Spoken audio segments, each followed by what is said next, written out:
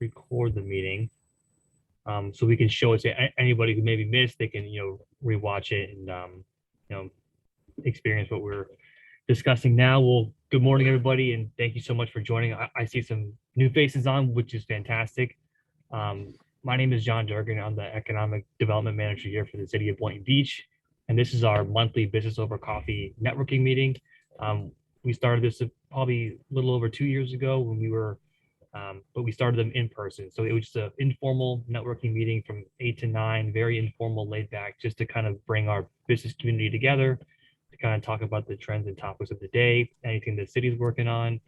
And then with COVID hit, we kind of transitioned to virtual. And it's been really nice too, because we've been able to bring on some of our other city departments to kind of present to our businesses what they're working on, how they impact our businesses, some of the exciting development that's going on here in the city, and just the different topics, all the resources our library has and things like that. So it's been really exciting to do that. So, well, we're continuing to do it virtually. I know we discussed last month about doing it in person. David and I talked. I think we're going to wait until after the holidays, kind of pass over to get everybody back in person.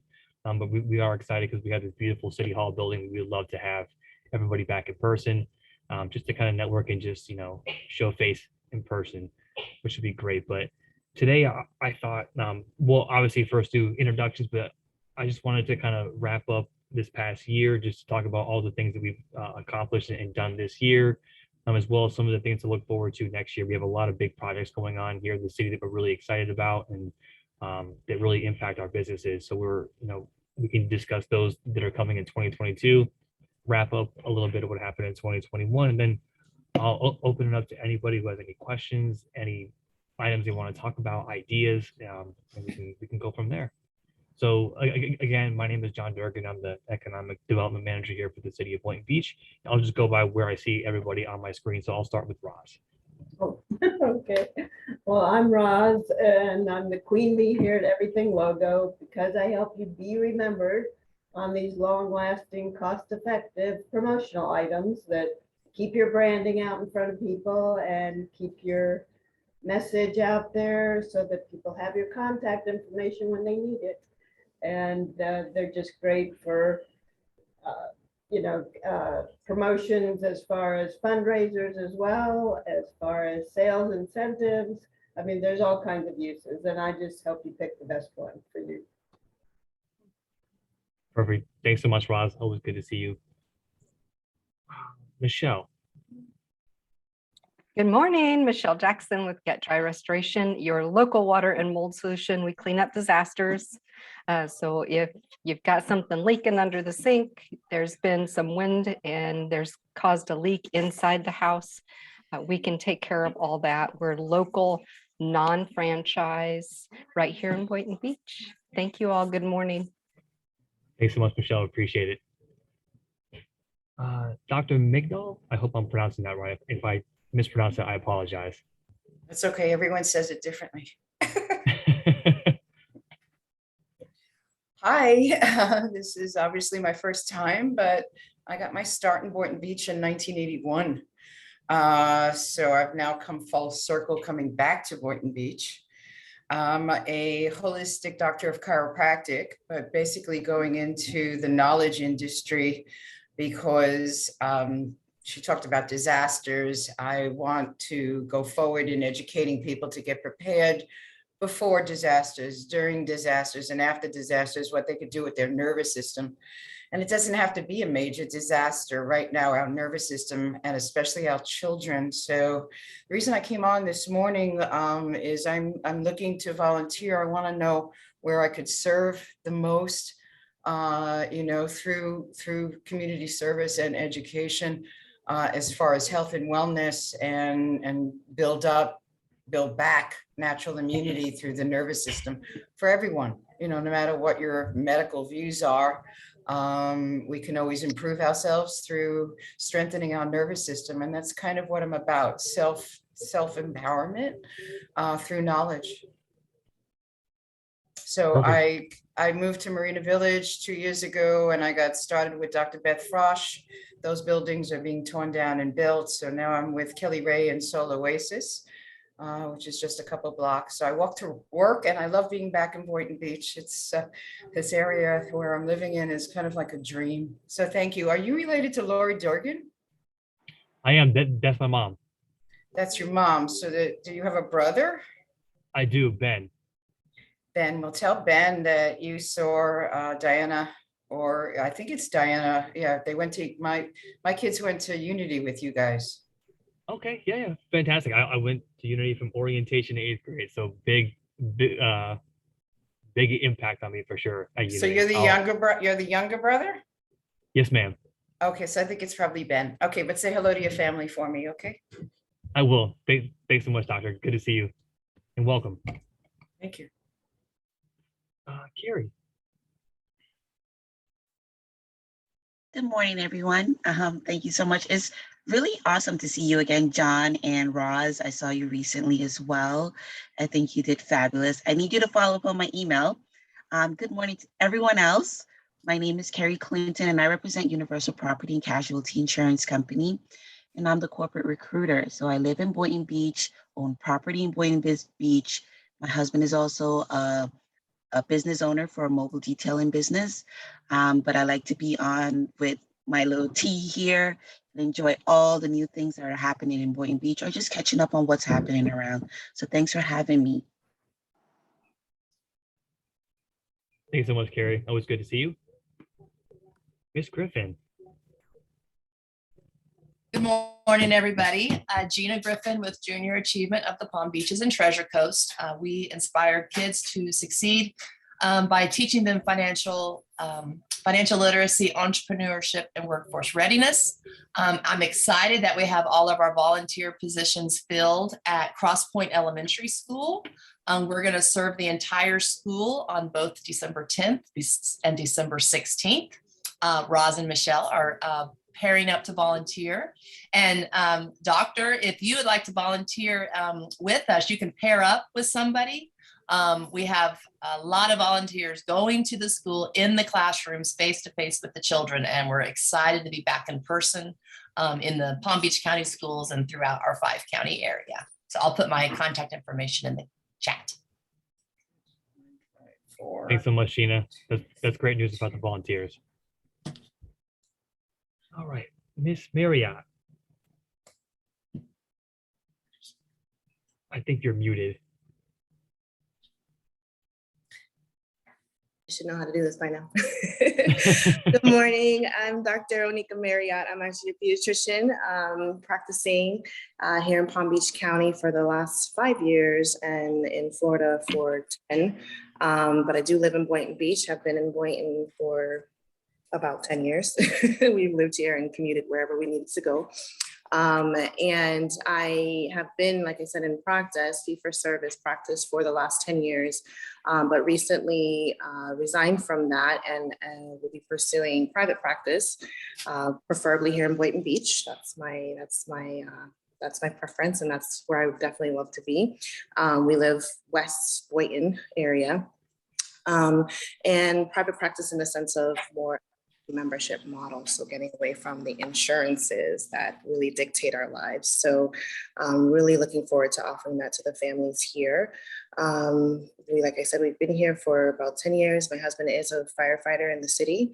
And you've probably seen him if you've been out at any of the functions at the new city hall. He's usually the DJ. And so if he's not on shift. And so, yeah, so we're just really excited. I have been on this call before last year as I was thinking about doing this venture into private practice. And so now that I've fully stepped away from my previous employment, I am pursuing it full on. So I wanted to join back again. So pleasure to see everyone. Thank you so much, Doctor. Good to have you on. Thank you. And Miss Masto.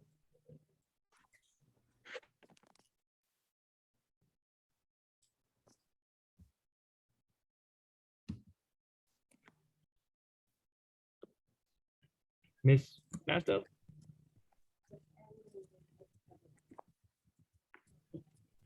All right, so we will go ahead and get started.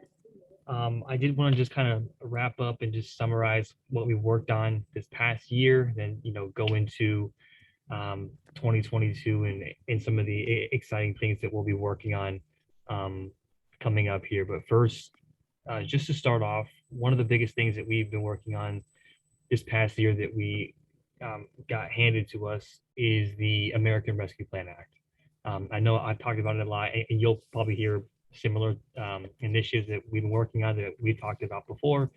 But in the last federal stimulus bill, the American Rescue Plan Act, the city was allocated just over $13.6 million to help with some of the effects of the pandemic in our community. There were a number of different ways we can use that funding to deal with the public health crisis, the economic impact that the pandemic had on our residents and small businesses. We can use it to replenish our lost revenues as a local government. It can be used for premium pay. And then last but not least, it could be used for water and sewer infrastructure, as well as broadband infrastructure. Those are all broad categories, and we can dive into the details of what it could be actually used for. But on December 7th, so this coming Tuesday, we have our commission workshop, where this is going to be where staff presents all of the public input the city has received from the community. We did surveys. We did emails. That we set up a whole contact list for emails, phone calls. We received a lot of nonprofit proposals for funding, because we are able to fund a lot of our amazing nonprofits here in the community that provide essential services to our residents. So on December 7th, we're going to be presenting all this information to our city commission. Staff's going to make some funding recommendations of where to allocate some of the funding. And this is where our commission is going to decide how this money is spent. We're probably going to have we've already used probably a little over $6 million of it on different projects that the city has already approved, but we have just around $7 million left of that funding that our commission is going to discuss at a public workshop. It's open to the public. You can attend in person or virtually. It'll be in the commission chambers starting at 3:30 p.m. Because we do have a commission meeting on the 7th. So it's going to fall right into the commission meeting.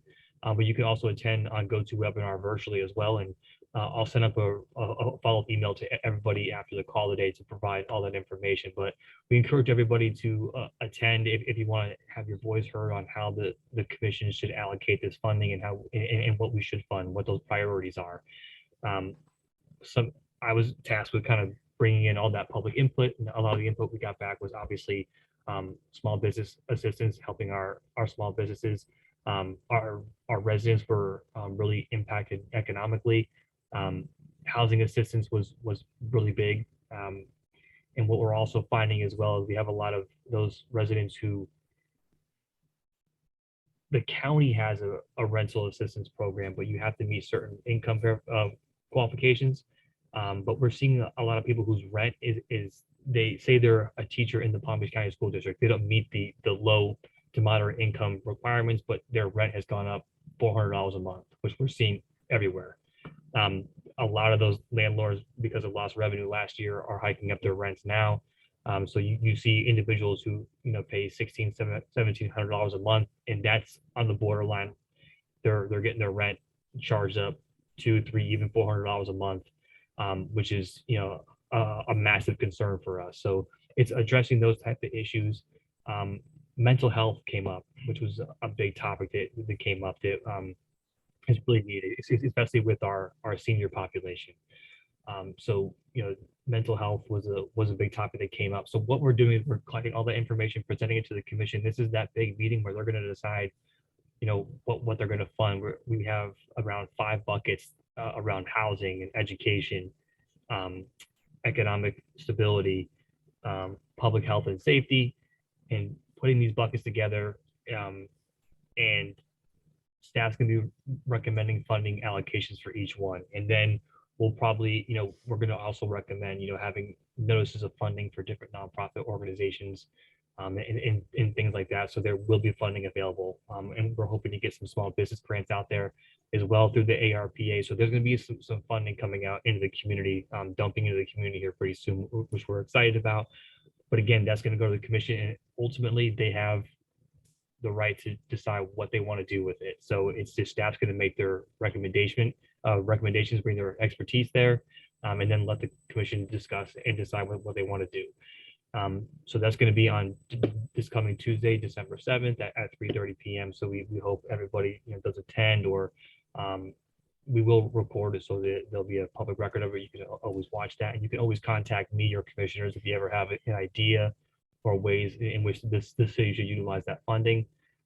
We're more than happy to help and provide that information to the commission when they make their decision. So I just wanted to talk a little bit about that, because that's been a big deal here for the city for the last five or 6 months, really working on the ARPA funding and using it wisely, because as a local government, this never happens. This is probably a once in a lifetime funding amount that we get from the federal government. This never happens. So we didn't want to just take it, use it for 3 or 4 infrastructure projects, fund this nonprofit and this one and call it a day. But we really wanted to hear from the public on what those true needs were in the community, understand what those struggles still are, because we know people are still dealing with the pandemic, and we know that we're not out of the clear yet.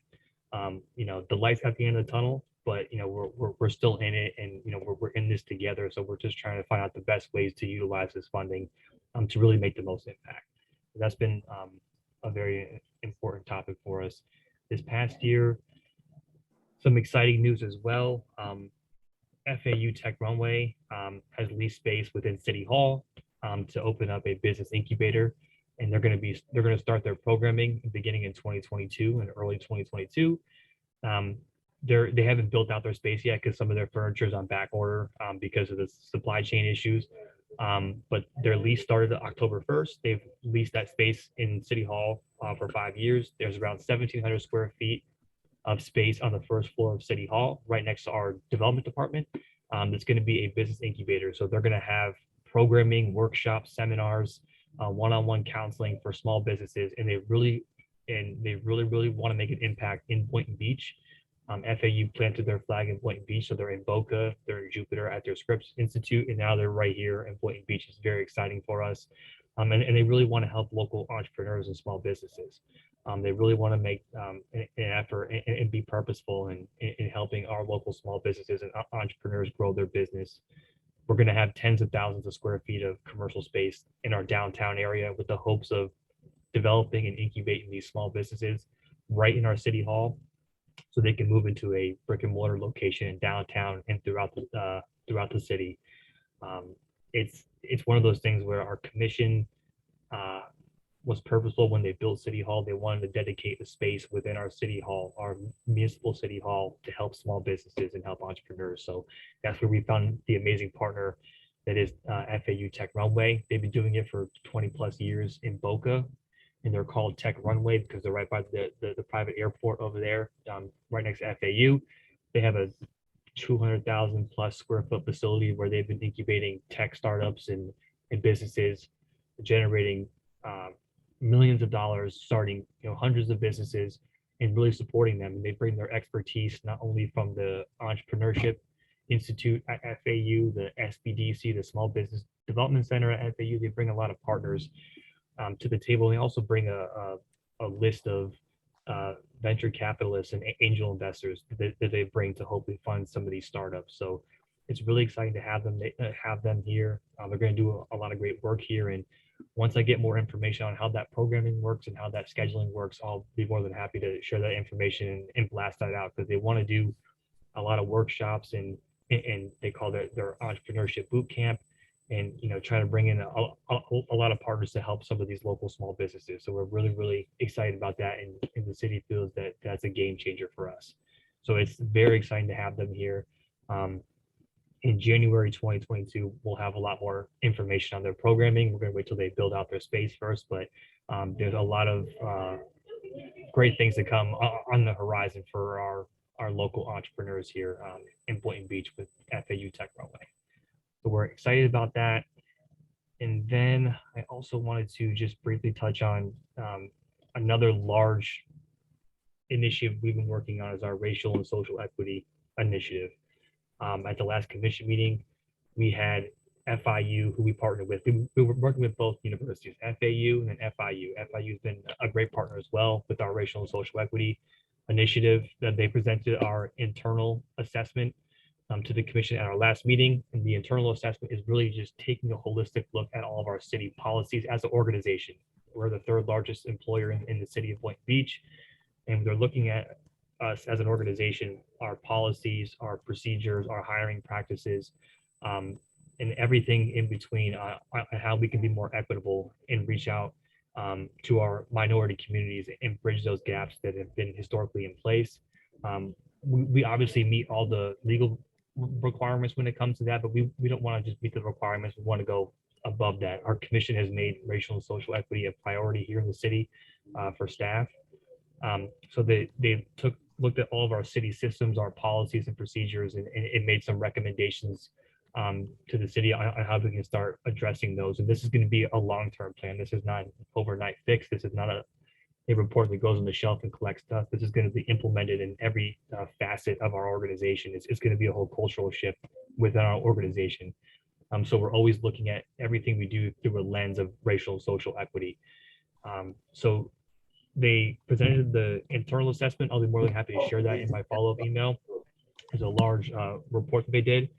And then they did an internal assessment as well as a external assessment. The external assessment is looking at our community and gathering baseline data and metrics on where our minority communities stand right now through 5 different focus areas.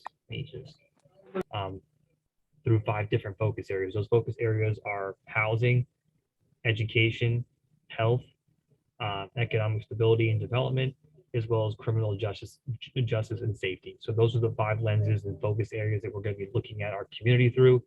And it's all of our minority communities. We have our, based off of the last census, our Hispanic population has increased by 40%, which is the largest by far. They're growing tremendously, as well as our African-American community.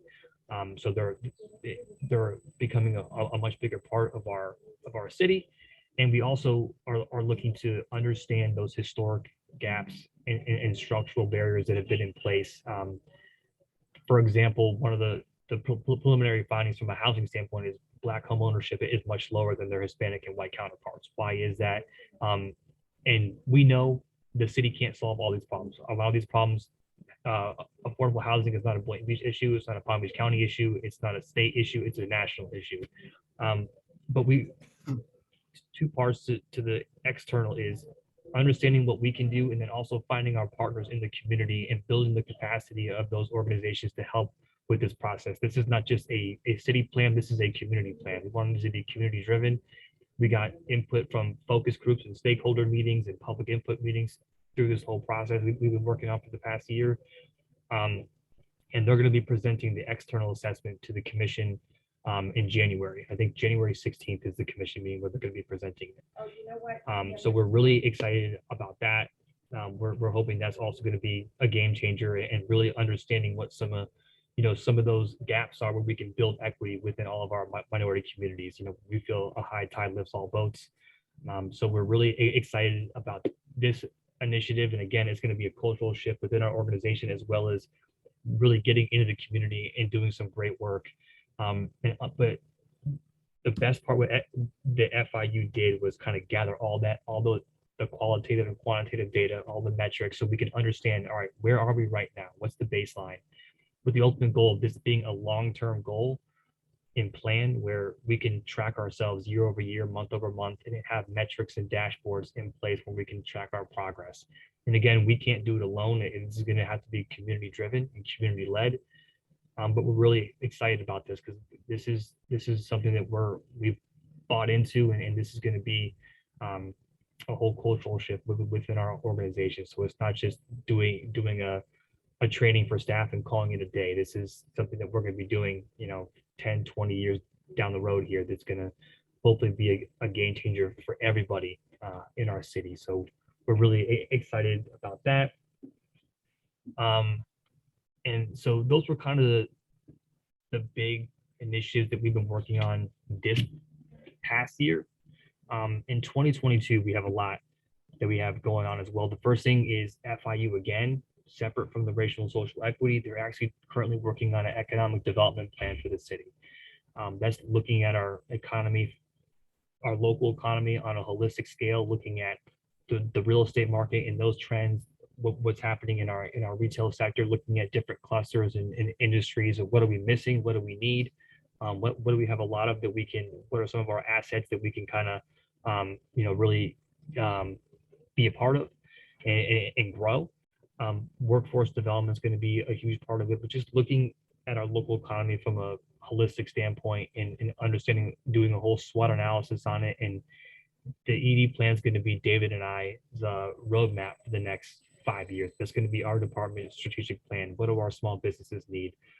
How much, vacant commercial space is there? How do we fill it? Coming up with new and creative ways to help our businesses, to grow our economy, to grow higher wage jobs, workforce development, getting people trained on different skill sets that are going to be in demand in the next 10, 15 years. So that's really exciting as well. They're supposed to be, they've already started it, and they started it in October. Hopefully they'll be done with it around February, March, where they'll be presenting it to the city commission.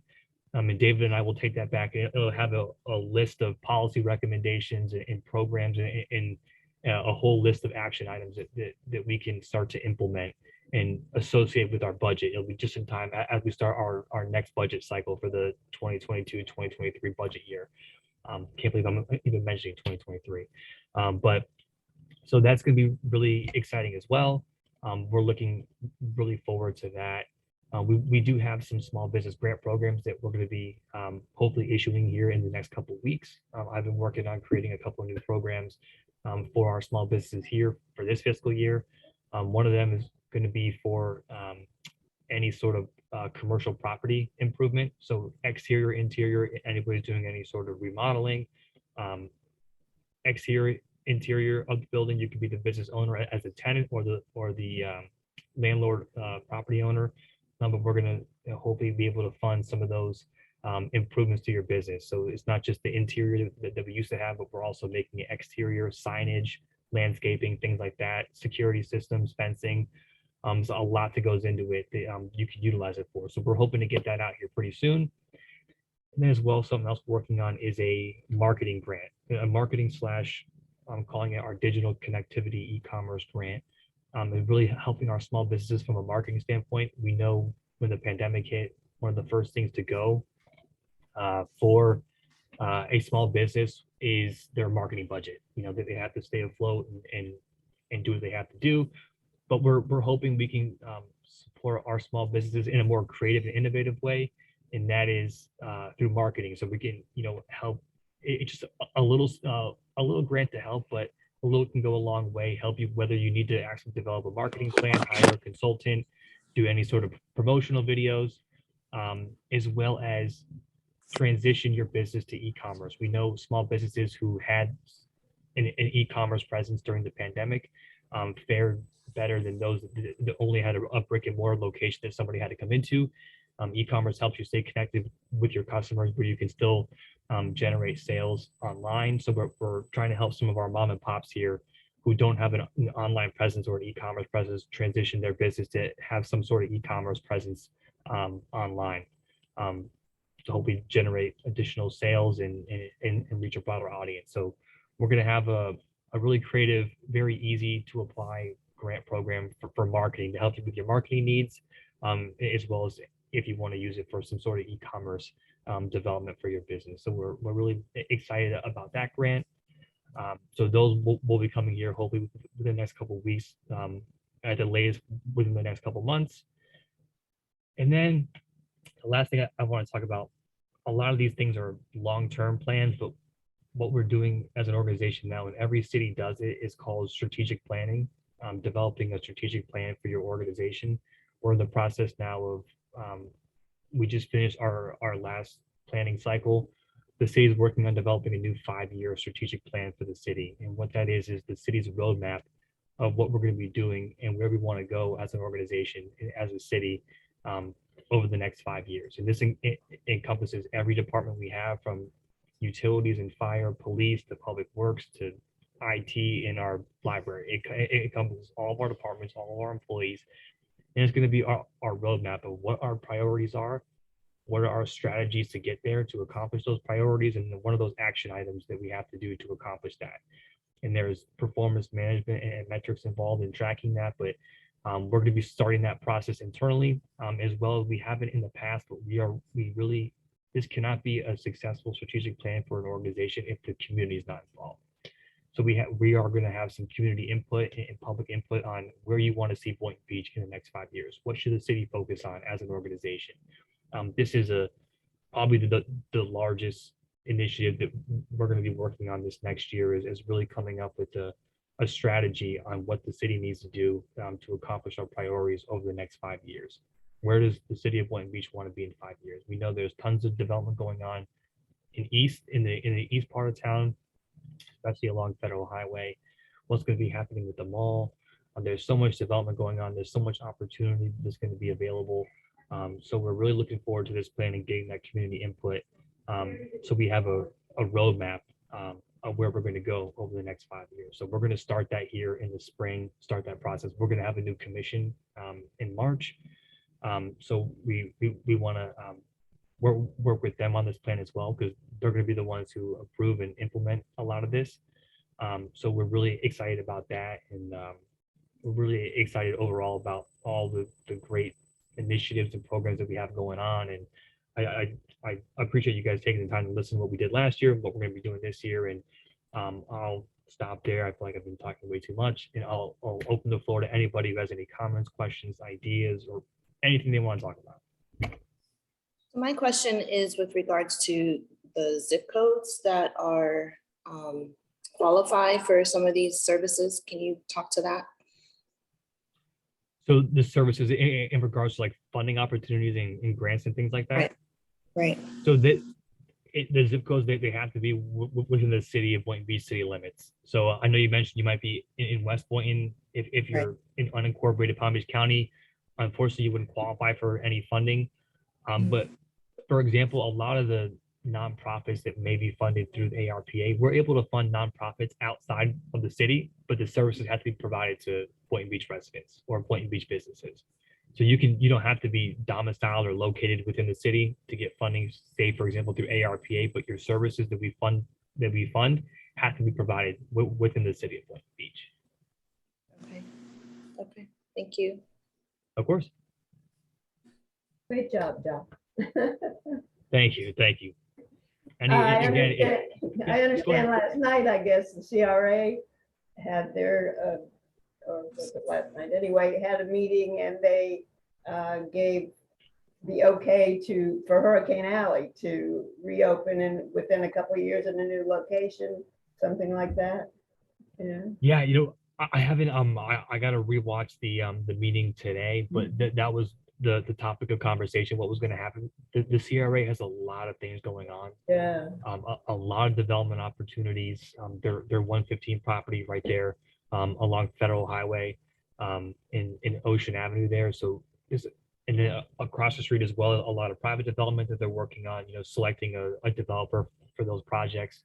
So that's really exciting as well. And, again, the city commission is also the CRA board. So they're both the same individuals. So it's a lot of exciting things happening. And we just always encourage everybody to make your voice heard and participate in the process. So, so you can give your input, because, what tends to happen is things happen in the city, and then once it's completed or done, then we get that criticism or feedback. We would love to have that up front so we can, because we value everybody's input in the process. So, but thank you for bringing that up, Ross. There's a lot of exciting things. Yeah, I understand there was a lot of community support on that one. John, you talked about getting the community involved in our future plan, and something that David said once really sticks with me. He said that Boynton Beach needs to know its bean, the Chicago bean that everyone goes to see and stand by, and I just if you would relate to him that idea, I think about it all the time and try to think about what is our being, what is our one thing that we can say, you got to come see this, you got to come, because just like on the news, one person says something and then tells 3 people to say something, and then by the end of the week, 40 people are saying the same exact phrase and doing the same thing, and then it's a thing. So I'm so in support of figuring that out and trying to help motivate that and get our presence known for what you got to come to see. Yo, you're absolutely right, and David is huge on. He loves saying that we need to create destinations. We need to create places and spaces within the city here where people will come and visit. So, for he always uses the analogy. He has friends coming in from Miami.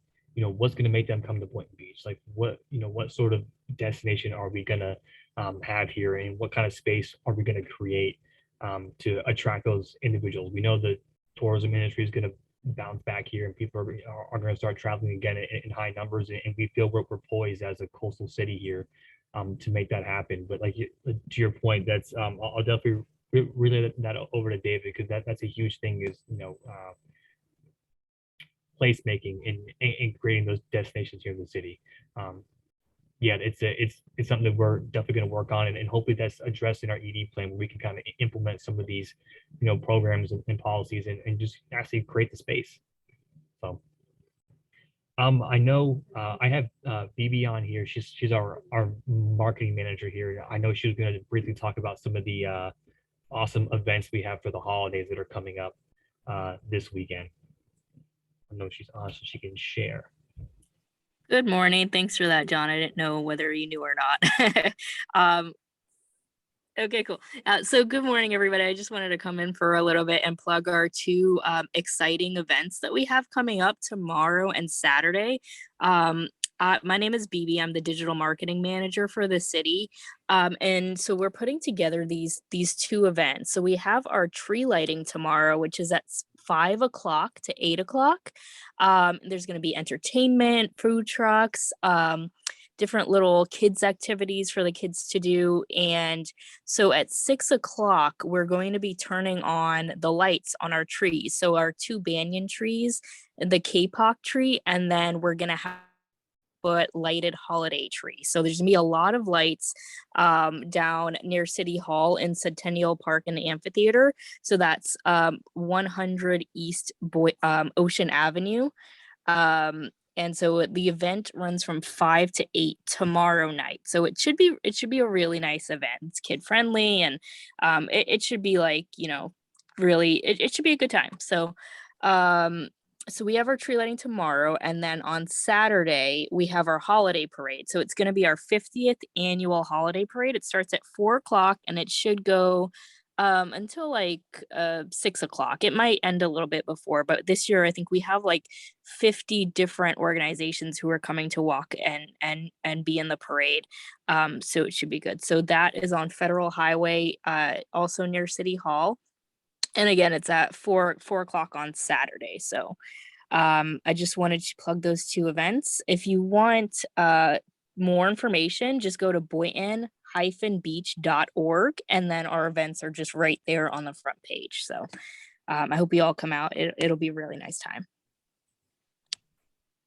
Thank you so much, BB. I really appreciate you sharing that information. We're really excited about the holidays, and our marketing and events team has been working tirelessly to put these events on, and we're really excited to have that space activated downtown, especially for our parade. So it's very exciting. I think it's our 50th anniversary for the parade, so that's very exciting. Again, I'll just open the floor. Anybody has any comments, questions, ideas, anything they want to talk about? It's an open forum here. Harry, you put a question in the chat. Ask John if you didn't see it. Well, actually, BB responded in private. Oh, She stated that she will let the public arts manager know that the horse is not working, because we press that horse every time we ride by. So you know what? I had one comment to say. I went to the library last week because my family kind of kicked me out of the house because they were off and I was still working. And I rode to the library with my electric bike, and electric cars have a spot to be plugged up and charge, but my electric bike, I had nowhere to park it. So in the long run though, I had to charge my bike alongside the library, but I wasn't allowed to do it in the very front. but I was allowed to do it in the very back. So I'm glad that at least, the security guard was able to come up and give me a solution versus me worrying about, sitting out here for 5 hours, 6 hours and walking home because you cannot ride this bike because of the weight. So I'm very thankful that they're very cooperative in that area. But if y'all could put a plug up front next to the to the bike post or somewhere close, I don't know who can do that to run some wires so I don't have to, so I can actually go inside the library, enjoy inside the library and not have to do my work sitting outside. And those chairs alongside the library, for someone who's sitting up with a computer, the hunch over position is really, I know we just spent a boatload of money on this facility, but maybe that was something that, or an addition, or maybe take out one of those chairs and just make it more computer friendly. If you're sitting up and typing, that you're not hunched over. I don't know if you ever sit in one of those chairs alongside the building, but it's not really work friendly when you're using your computer. Now, if you're reading a book and just enjoying the scenery, absolutely. So, that's my take today. Thank you, John. No, of course. Thank you. We're still working. It's a beautiful new building, but there's things that we're still working through as staff and the public, and things that we can improve on. So we always appreciate that input, and I'll be sure to get that to our facilities manager to see if we can work something out, or if there are any solutions to that. But we really appreciate your input. I was typing it out as you were speaking, so I'm just taking some notes, but I appreciate it. I'd like to say that I'm available virtually and live for educational classes. And it's really for all ages and all businesses, because it's about breath flow and nerve flow, which is being compromised by technology, which we had before and now is gone nuts because of COVID. So it's a topic that's relevant right now for everyone to improve and empower themselves, no matter what. They're in front of a computer. Anyone who owns a cell phone or is in front of a computer can benefit from one of these classes to breathe more and have more nerve flow. So I just want to say I'm available live and virtual. Did you Thank you, put that in Doctor. the chat, Dr. Lynn? Yeah, Migdal. I know, but did you put your, I put my phone number on there. Yeah. what It says about the It class? says holistic flow. It's in DC, Dr. Chiropractic. But the class is on breath and nerve flow because they go together. So posture handles both of them. Right, but where do we find out about the classes? If you Are call you me, just- then I could Yeah. direct you. Yeah, I'd rather speak to me personally. Okay. Okay. Thank you, As you Doctor. mentioned posture, Yeah. we did the same thing. You said posture. I kind of put my shoulders back there. Well, So- it's the open posture is where everything's flowing. The contracted posture, like you were talking about, at the library, that's cutting everything off. So more flow, more health. Keep that in mind today. Get the shoulders back. And ear by the shoulders, though. So if you get your shoulders back, but you keep your head forward, that's also a problem. It's about lining it all up, and you'll find it with your breath. If you take a full breath, you'll know where your posture is supposed to be, where you could fully breathe. It's very simple. All right. Good to know. Good to know. John, do you know when the next career fair will be anywhere in Boynton Beach? Just anywhere, east, west, north, south, any career fairs where I can hire folks? Yeah, we're probably gonna the last time we talked to peripherals, I actually got the final numbers yesterday. The last one we did, October 14th, we had 42 individuals hired from that event, which is fantastic. I was speaking with Career Source, and we're looking to do the next one, get through the holidays. And she says a lot of people do look for work after the holidays, so we're thinking about late January, early February is we'll do another one, and more than likely it'll be again at the Arts and Cultural Center, just because it's a great space that we have. It's in our downtown area. It's got ample parking that we can facilitate it. We've done one, so it'd be easy to implement again. So more than likely it'll be in the in the early part of 2022 in the Arts and Cultural Center. But once we get that finalized, I'll be more than happy to send it out. And I'm starting to compile a list of those employers who want to be a part of it. I've gotten a number of them who missed the first one, but would love to be a part of this one. So I have you on the list.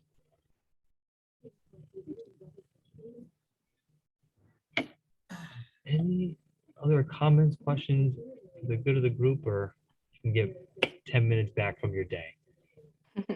Thank you, John, for hosting and helping us all connect and know what's going on with the city. Of course, of course. And again, if anything does come up, please feel free to give me a call, shoot me an email. Always here to help. And if I don't know the answer, more than likely I know someone who can get you the answer. And again, always here to help. And yeah, just please stay involved and stay connected. Any opportunities you guys want to do to volunteer, we're going to be having through the ARPA, there'll be a lot of areas where we're looking for volunteers and looking to kind of connect different partners and organizations that do a lot of different work for our different groups, whether that's our youth, our seniors. So we'll be reaching out to all of our nonprofits. And again, anybody who submitted a proposal for the nonprofits, we're going to send out an email to everybody. But please, if you could attend that December 7th meeting for the ARPA, we're going to present all those proposals to the commission, so they might have some questions or anything for you guys. And again, yeah, just always stay connected. And I just want to wish everybody a wonderful holiday season and a healthy and happy new year. We'll see you right after the new year. We'll probably be virtual one more time, and hopefully in February we can get in person. So looking forward to that. But everybody have a wonderful holiday season. Thank you, John. Thank you, John. Appreciate you. Thank you. Thanks, everybody. Take care. Bye. Thank you.